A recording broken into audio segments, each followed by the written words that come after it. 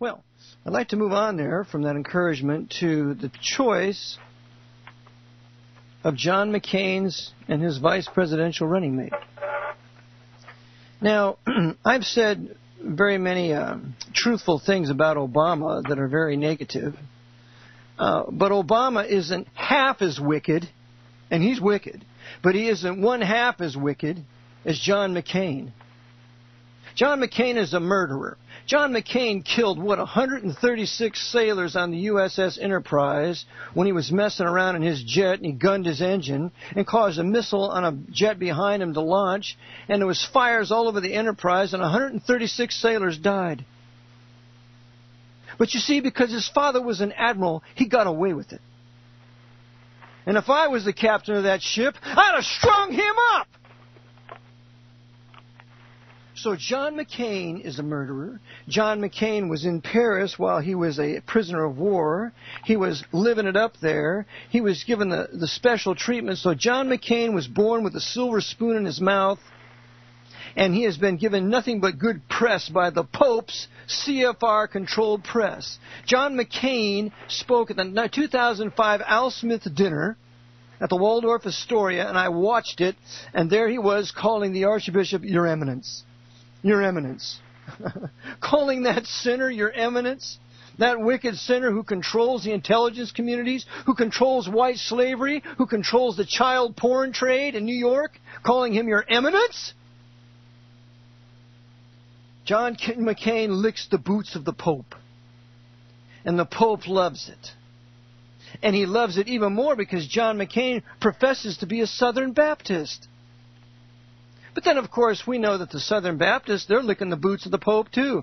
They have 500,000 Freemasons in the Southern Baptist Convention. Don't tell me that is a Bible-believing church.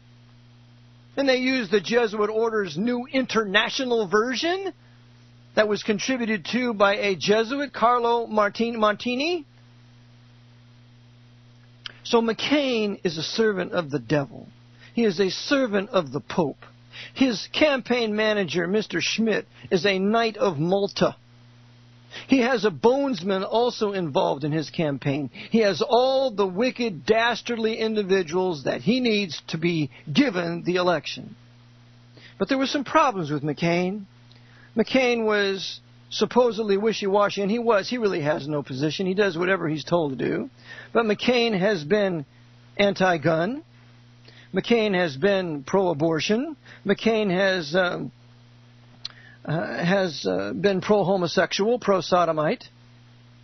So that's why James Dobson and the other leading evangelicals, heavy on the jelly, are not backing McCain. Now, Pat Robertson, that slave of the Pope, he's backing McCain from the get-go. And of course, it was Pat Robertson there in the audience when the Pope was in Washington, I believe, when the Pope called for full communion. There is that Cheshire cat, Pat Robertson, that high-level Freemason, just grinning from ear to ear, leading all his Protestant people under the slavery of the papacy so they can kill us. So John McCain's one of them. But who does John McCain pick? Number one, he picks the governor of Alaska to be his vice presidential running mate, Sarah Palin. Sarah Palin is very young. She's only 42. She has 5 children. She's a woman, which is very important, which I suggested that McCain would pick a woman.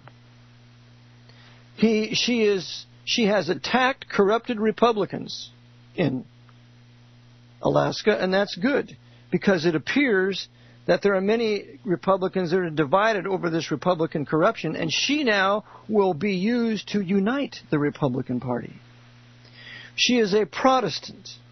She is a member of the Assemblies of God churches. And so here we have an Assembly of God potential vice president with a potential president, John McCain, who's a Baptist. And Rome loves this. Because on the side of the Democratic Party, who do they have? Obama, and they have Roman Catholic Joe Biden. And at the Democratic Convention, they erected the stage with all these Roman pedestals. It looked like it was right out of Rome. But they're going to give the election to McCain so that it doesn't appear that a Roman Catholic is going to create the war in Iran and every other thing that happens here. Who will be blamed will be the Protestants and the Baptists. You see how the Jesuits work? Well, this woman is for creation to be taught in the schools. I think that's great. She's anti-abortion, generally. That's good. She's anti-gay sodomite marriage. That's good. But she has sodomite friends, and she's against discrimination.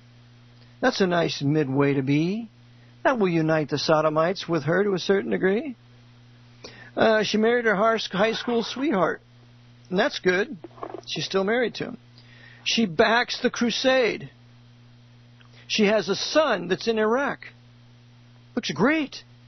She is pro-life. She is a member of the Feminists for Life, so she's a feminist. She's pro-gun. She's a lifetime member of the National Rifle Association. And she has no obvious connection to the Council on Foreign Relations, as does McCain or the wife of Obama, Michelle Obama. So she seems to be pretty right-wing, pretty conservative. And what will this accomplish? Well, number one, she's a woman. And the women who were backing Hillary, many of them will swing to McCain because he's got a woman, vice presidential candidate. The gun owners will all swing to McCain. None of them will back Obama. By the way, Joe Biden's been anti-gun for many years. The evangelicals, Dobson, Robertson, both black and white races will back McCain now because he's got this supposedly conservative Bible-reading Christian woman.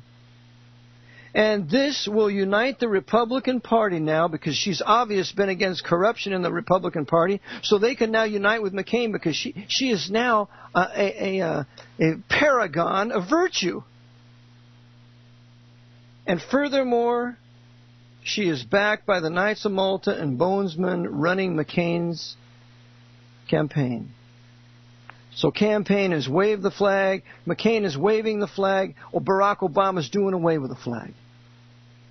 Do you see how the choice of this woman, this governor of Alaska, will make McCain's election a shoo-in? He's going to gather all these device-dissembling groups together under him. It was a tremendously brilliant choice, and he's going to reap tremendously from it.